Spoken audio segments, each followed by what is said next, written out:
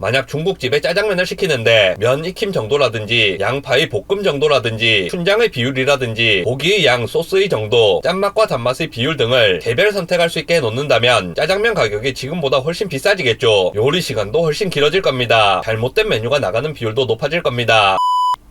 빅툼입니다. 제가 가는 우리 할매 떡볶이에서 밀떡 세트를 시키면 각각의 메뉴를 따로 시키는 것보다 1,000원 저렴한 가격으로 같은 음식을 먹을 수 있습니다. 중국집 같은 곳에서도 세트를 시켜 먹게 되면 그만큼 저렴하게 음식을 먹을 수 있죠. 그런데 그런 메뉴는 어떻습니까? 짬짜면, 탕복밥 이런 것들 가성비가 떨어지는 메뉴입니다. 종류가 다양하게 들어갈수록 대체로 가성비가 떨어지게 됩니다. 저는 서브웨이 샌드위치를 별로 안 좋아합니다. 주문할 때 어려운 부분이 있는 것도 한 가지 이유지만 가성비가 너무 떨어진다고 생각합니다. 그래서 제가 하고 싶은 이야기가 뭐냐, 내가 꼭 원하는 게 있어서 꼭 그걸 얻어야겠다, 이런 경우에는 가성비 상관없이 그걸 선택하면 됩니다. 나는 오늘 꼭 짬짜면을 먹어야겠다, 나는 샌드위치에 올리브를 꼭 한 사발 넣어야겠다, 그러면 그렇게 선택을 하면 됩니다. 그런데 만약 내가 그런 상황이 아니다, 나는 이것도 좋고 저것도 좋고 이것이 그렇게 나쁘지 않고 선택할 의향이 있다, 그렇다면 이제 가성비를 따져보자는 겁니다. 내가 이걸 선택해도 아무 상관없는데 굳이 선택을 바꿈으로써 손해를 본다, 그런 상황이 분명히 생깁니다. 그런 경우를 피할 필요가 있습니다. 앞서 말씀드렸던 서브웨이 샌드위치 같은 경우는 명확한 수요가 있는 시장입니다. 그렇게 복잡한 방식을 통해 자신만의 메뉴를 만들어 먹고 싶은 사람이 그만큼의 시간과 돈을 투자해서 그걸 사 먹는 겁니다. 하지만 가성비만 놓고 보면 어떨까요? 자주 팔리는 조합 몇 개만 놓고 그걸 변형할 수 없게 만들어 놓으면 장점이 분명히 있을 겁니다. 일단 손이 훨씬 덜 가기 때문에 알바생 인건비가 확실히 줄어들 겁니다. 그리고 주문을 할 때 걸리는 시간과 딜레이가 줄어들어 같은 시간에 더 많은 샌드위치를 팔 수 있을 겁니다. 아주 잘 팔리는 메뉴 같은 경우에는 피크타임 직전에 미리 좀 만들어서 회전 속도를 빠르게 할 수도 있을 겁니다. 반면에 원래 오던 손님들은 안 오겠죠. 나는 오늘 올리브를 한 사발 먹고 싶은데 그런 옵션이 없어지게 되는 거니까. 하지만 내가 가성비 좋아하는 손님이다, 메뉴가 빨리 나오는 걸 선호하는 손님이다, 그러면 기본 메뉴를 정해놓는 쪽을 더 좋아할 겁니다. 물론 서브웨이 샌드위치가 그렇게 바뀌어야 한다는 말은 아닙니다. 서브웨이 샌드위치는 고유한 특성이 있고 지금 이대로가 좋다고 생각합니다. 그리고 실제 상황에서는 훨씬 더 다양한 요소들이 관여하기 때문에 가정을 한 그대로 되지도 않을 겁니다. 그냥 예를 들어서 가정을 해본 겁니다. 그리고 대부분의 세상 일들은 디폴트가 그렇게 되어 있습니다. 기본 메뉴가 정해져 있는 겁니다. 만약 중국집에 짜장면을 시키는데 면 익힘 정도라든지 양파의 볶음 정도라든지 춘장의 비율이라든지 고기의 양, 소스의 정도, 짠맛과 단맛의 비율 등을 개별 선택할 수 있게 해놓는다면 주방장님은 매번 그걸 확인하고 매번 다른 레시피를 제공해야 되기 때문에 짜장면 가격이 지금보다 훨씬 비싸지겠죠. 요리 시간도 훨씬 길어질 겁니다. 실수도 늘어서 잘못된 메뉴가 나가는 비율도 높아질 겁니다. 치과 교정을 하고 있는데 여행 같은 걸 갔다가 교정 장치에 문제가 생겨서 근처에 있는 치과에 가서 손을 좀 뻗다, 그러면 비용이 많이 나오게 됩니다. 내가 교정을 하기로 계약한 곳에는 선금으로 이만큼 내놓고 월비로 또 얼마씩 내는 걸로 해서 나머지를 다 퉁치는 계약을 했기 때문에 거의 추가 비용 없이 나머지 관리가 들어가는데, 다른 치과에 가서 일부 행위만 받으려면 돈을 많이 내야 되는 겁니다. 임플란트 같은 경우도 그렇죠. 임플란트 수술비, 2차 수술비, 머리 만드는 비용, 나사 조이는 유지관리 비용, 이런 것들을 만약 하나하나 분리해서 계산한다면 절대 지금 그 가격으로는 일을 할 수 없습니다. 우리가 임플란트 얼마 이렇게 부르는 가격은 진짜 임플란트 매식체 가격 하나만 말하는 게 아니라 대개는 총 패키지를 묶어서 말하는 겁니다. 그걸 세트로 다 해야지만 임플란트가 임플란트로 기능할 수 있으니까요. 타이어를 갈 때 기성품으로 나온 타이어를 쓰는 거지, 타이어 스레드 패턴을 내가 원하는 대로 파달라고 하면 그건 가격도 엄청나게 비싸지게 되고 기능적인 면에서도 손해가 될 겁니다. 이런 식으로 정해진 것들을 쓰게 되면 몇 가지 큰 장점들이 생기게 됩니다. 먼저 재고 관리 측면에서 큰 장점이 생깁니다. 정해진 재료가 정해진 비율대로 사용됩니다. 그러니까 항상 상태가 좋은 재료를 대량 계약해서 사용할 수 있게 됩니다. 대량 구매를 하게 되면 대량 구매 할인도 받을 수 있습니다. 아니 그건 사업가 입장에서 좋은 거지 소비자랑 무슨 상관이 있습니까 생각하실 수도 있는데, 그러면 손님은 저렴한 가격으로 좋은 상품을 얻을 수 있겠죠. 회전율이 좋아서 싱싱한 재료를 먹게 된다는 게 나쁠 게 뭐 있습니까? 경영을 하는 사람 입장에서도 좋습니다. 재고 같은 것을 한눈에 보기도 좋고 하나하나 신경을 써야 되는 세부사항 자체가 줄어들게 되니까 실수가 생길 가능성도 줄어들게 됩니다. 실수가 적고 경영이 용이하다는 것은 결국 소비자에게는 호재입니다. 백종원 대표님이 골목 식당 하면서 메뉴부터 정리하는 게 다 이유가 있는 겁니다. 대표의 능력으로 경영 가능한 수준까지 맞추는 거죠. 일을 하는 사람 입장에서도 장점이 생깁니다. 일단 같은 일을 반복해서 숙달하게 되면 속도도 더 빨라지고 실수를 할 가능성도 줄어들게 됩니다. 루틴이 생기게 되면 직원들끼리 분업도 정확하게 이루어져서 쉽게 말해 합이 잘 맞는 상태가 됩니다. 더 적은 인원으로 같은 일을 해낼 수 있으니 인건비도 줄어들 줄게 됩니다. 손님은 더 적은 가격으로 일정한 퀄리티의 제품을 빠르게 얻을 수 있습니다. 물론 규모가 아주 커진다면 역효과가 나는 경우도 있습니다만 그런 부분까지 소비자가 신경 쓸 부분은 아닌 것 같습니다. 어쨌든 이런 이유로 인해 저는 어디를 가서 뭘 먹거나 할 때 기본 메뉴를 먼저 먹어봅니다. 사장님 추천 메뉴라든지 간판 이름과 똑같은 메뉴 이런 것들을 먼저 먹어보는 편입니다. 꼭 뭔가 옵션을 바꾸는 것이 습관인 분들이 있습니다. 그렇게 옵션을 변경해야지만 더 대접을 받았다고 느끼는 분들도 있고 어디 용산전자상가나 동대문 시장이나 노량진 수산시장 같은 데서 오래 지내신 분들은 상인이 요구하는 대로 들어주면 호구 잡히는 경우가 많으니까 일단 추천하는 걸 피하는 게 나한테 이득이라는 생각을 하기도 합니다. 그런 게 아니라도 그냥 그렇게 살아왔기 때문에 별 생각 없이 그렇게 행동하는 분들도 있습니다. 그런 분들은 자신들이 그만큼의 손해를 보면서 살고 있다는 사실을 잘 모릅니다. 내가 뭘 하면 항상 잘 안 되는 것 같고 외주를 주는 것마다 결과물이 엉망이고 호구 잡히고 사기당하는 빈도가 다른 사람들보다 높은 것 같다. 그러면 그런 경우일 가능성이 있습니다. 병원에 유명한 사람이 와도 더 잘해줄 생각을 하지 말고 더 비싼 재료를 쓸 생각하지 말고 더 어려운 술식 쓰지 말고 평소 하던 그대로 해야 합니다. 이건 의료인들에게 교과서 같은 이야기입니다. 병원에 유명인이 와서 좀 더 잘해주려고 이것저것 하다 보니까 오히려 평소에 하던 것보다 더 잘못되는 경우가 있습니다. 예전에 어떤 원장님이 연예인 수술을 할 때 흉터 줄여 보겠다고 어려운 수술 방법을 선택했다가 오히려 더 큰 흉터를 남긴 경우가 뉴스에 나오기도 했습니다. 이런 게 VIP